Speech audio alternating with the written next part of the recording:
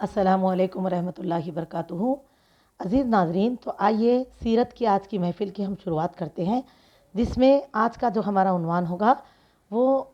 نبی صلی اللہ علیہ وسلم اور بنو ہاشم عبد المطلب کا معاشرتی بائیکاٹ، کس طرح یہ لوگ وہاں تک پہنچے۔ جیسے کہ ہم جانتے ہیں، اللہ تعالیٰ نے جب قرآن مجید میں سورہ بنی اسرائیل سورہ نمبر 17 آیت نمبر 73 تا 75 کے ذریعے سے نبی صلی اللہ علیہ وسلم کو اس بات سے آگاہ فرمایا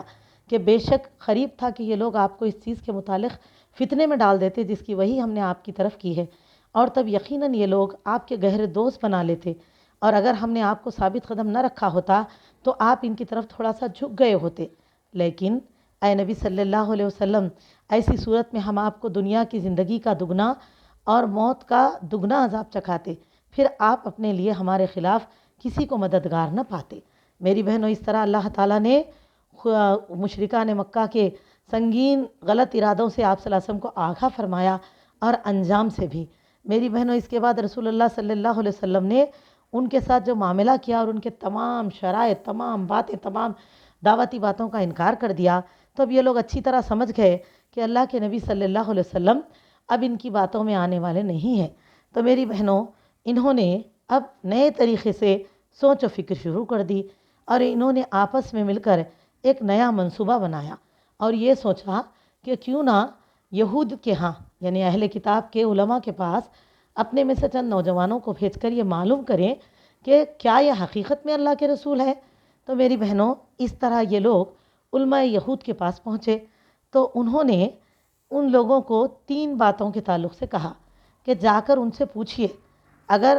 آپ کے نبی جو نبوت کا دعویٰ کرے محمد صلی اللہ علیہ وسلم، اگر نبی مرسل ہے تو ضرور ان سوالات کے جوابات دیں گے، اگر نہیں تو جان لینا کہ وہ بناوٹی باتیں کر رہے ہیں۔ تو میری بہنوں، وہ 3 سوالات یہ تھے۔ پہلا سوال انہوں نے کہا تھا کہ ان سے پوچھنا کہ وہ چند نوجوانوں کے بارے میں ہم کو بتائیے جو اول زمانے میں گزر چکے ہیں، ان کا واقعہ کیا ہے، کیونکہ ان کا بڑا عجیب واقعہ ہے۔ اور دوسرا پوچھنا اس ایک آدمی کے تعلق سے جو کہ پوری دنیا میں گردش کرتا رہا، زمین کے مشرق و مغرب تک پہنچا، اور اس کی کیا خبر ہے، اور اس کے تعلق سے پوچھنا کہ وہ کون تھا۔ اور تیسرا، اس سے روح کے بارے میں پوچھو کہ وہ کیا کہتے ہیں۔ یہ 3 سوالات انہوں نے کہے۔ تو یہ لوگ لوٹ کر آئے، اور سرداران قریش نے نبی صلی اللہ علیہ وسلم کے آگے ان 3 سوالات کو رکھ دیا۔ میری بہنوں، جواب میں اللہ تعالیٰ نے سورہ کہف کی شان نزول فرمایا، سورہ کہف کی آیتوں کو نازل فرمایا، جس کے ذریعے سے اللہ تعالیٰ نے جواب فرمایا۔ لیکن جیسے کہ ہم جانتے ہیں کہ آپ صلی اللہ علیہ وسلم نے وعدے میں جب انشاءاللہ نہ کہا تھا تو بہت دنوں تک وہی رکھی رہی۔ تو اس سے کیا پتہ چلا کہ ہم کو کوئی بھی وعدہ کرتے وقت میں انشاءاللہ کا کہنا بھی بہت ضروری ہے، اور انشاءاللہ کو کھیل تماشا نہ بنائیں اور معمولی نہ سمجھیں۔ لوگ کہتے ہیں دل میں نیت ہے، بلکہ ہم کو زبان سے بولنا چاہیے۔ دیکھیے، اللہ کے رسول صلی اللہ علیہ وسلم نے نہیں، اگر پھول کر نہ فرمایا تو اللہ تعالیٰ کو اتنی تکلیف ہوئی، غصہ آیا میری بہنوں، تو ہم کو کتنا احتیاط کرنا چاہیے۔ تو میری عزیزوں، اس طرح آپ دیکھیں، اللہ تعالیٰ نے سورہ کہف میں جس میں ان نوجوانوں کا جو واقعہ بیان فرمایا وہ اصحاب الکہف تھے، اور وہ آدمی جس کے لیے انہوں نے پوچھا تھا وہ ذوالقرنین تھے، اور جو روح کے تعلق سے وہ لوگوں نے سوال کیا، تو اس کا ذکر اللہ تعالیٰ سورہ بنی اسرائیل میں روح کے تعلق سے جواب نازل فرمائے، اور وہ یہ ہے، دیکھیے آپ نے فرمایا وَيَسْأَلُونَكَ عَنِ الرُّوحِ، اللہ فرماتے ہیں اور یہ لوگ آپ سے روح کے بارے میں پوچھتے ہیں، قُلْ آپ کہہ دیجئے الروح من امر ربی، روح میرے رب کے حکم سے ہے، وَمَا أُوتِيتُم مِّنَ الْعِلْمِ إِلَّا قَلِيلًا، اور یہ بتا دیں ان کو کہ تمہیں بہت کم علم دیا گیا ہے اس کے تعلق سے، لہٰذا جتنا اللہ کی طرف سے حکم آیا سنو اور خاموشی اختیار کرو۔ تو میری بہنوں، یہ جو امتحان قریش نے نبی صلی اللہ علیہ وسلم سے لیا، اس پر جو ہے جوابات پا کر وہ مطمئن تو ہو گئے، شاید کہ تھوڑے سے دل ان کے جھک بھی گئے حق کی طرف۔ تو یہ لوگوں نے نبی صلی اللہ علیہ وسلم سے یہ بات کہی کہ ہم آپ سے قرآن سننے پر آمدہ ہے، لیکن اس کے لیے ایک شرط انہوں نے یہ لگائی کہ مخصوص مجلس ہو جس میں کمزور مسلمان حاضر نہیں ہونا چاہیے، غریب اور کمزور لوگ، غلاموں کو، مسکینوں کو نہیں بلانا چاہیے، حالانکہ کثیر تعداد صحابہ کی غلاموں اور مسکینوں میں سے تھی۔ تو میری بہنوں، یہ مطالبہ کرنے والے مکے کے خاص کر مالدار لوگ تھے۔ انہیں گوارا نہیں تھا کہ ان مسکینوں کے ساتھ بیٹھیں جو اصحاب ایمان و تقوی ہونے کے باوجود کمزور اور غلام تھے۔ تو میری بہنوں، شاید کہ نبی کریم صلی اللہ علیہ وسلم کے تعلق سے اہل سیر لکھتے ہیں اس مطالبے کو قبول کرنے پر کسی طرح آمادہ ہو بھی جاتے، لیکن اللہ تعالیٰ نے آپ کو اس معاملے سے منع فرما دیا، اور اللہ نے جو حکم نازل فرمایا سورہ انعام سورہ نمبر 6 آیت نمبر 52 میں 52 میں ترجمہ، جو لوگ اپنے رب کی مرضی چاہتے ہوئے اسے صبح اور شام پکارتے ہیں، اے نبی صلی اللہ علیہ وسلم آپ انہیں اپنی مجلس سے نہ ہٹائیں، آپ پر ان کا کوئی حساب نہیں اور ان پر آپ کا کوئی حساب نہیں، آپ انہیں ہٹائیں گے تو ظالموں میں سے ہو جائیں گے۔ اللہ اکبر۔ میری بہنوں، جب اللہ کا یہ حکم آیا اور رسول اللہ صلی اللہ علیہ وسلم نے ان سے یہ بات بتا دی تو اب تو یہ کفار نا امید ہو گئے، اور میری عزیز دینی بہنوں، یہ لوگوں نے اس کے بعد یہ سوچا کہ کوئی اب نئے اقدام کے لیے کوشش کرنی چاہیے، یعنی کہ وہ نیا اقدام کیا کرنا ہے، کوئی نئی بات، کوئی نئی حکمت ہم تیار کریں، کوشش جس سے ہم جو ہے مسلمانوں کو پریشان کریں۔ حالانکہ اتنے تمام باتیں ہو رہی ہے، لیکن باوجود اس کے یہ لوگ کسی نہ کسی طرح سے کوئی نہ کوئی نئے پریشانی ضرور نکالتے، کیونکہ ان کا مقصد یہ تھا کہ اسلام کو روکے۔ اسی لیے تو یہ طرح طرح کی کوششیں کرتے تھے، کبھی اگر ڈٹ جاتے ایک حالت سے دوسری حالت پہ آنا، یعنی کہ کبھی کیا کرتے مقابلے کے لیے آتے تو کبھی نرمی سے بات کرتے، کبھی جھگڑے سے سودے بازی کی طرف ہوتے تو کبھی سودے بازی سے جھگڑے کی طرف، ترہیب سے تو ترغیب کی طرف، تو ترغیب سے تخویف کی طرف چلے جاتے، بھڑکتے تو کبھی ڈھیلے پڑ جاتے، حجت بازی کرتے تو پھر عاجزی پہ آ جاتے،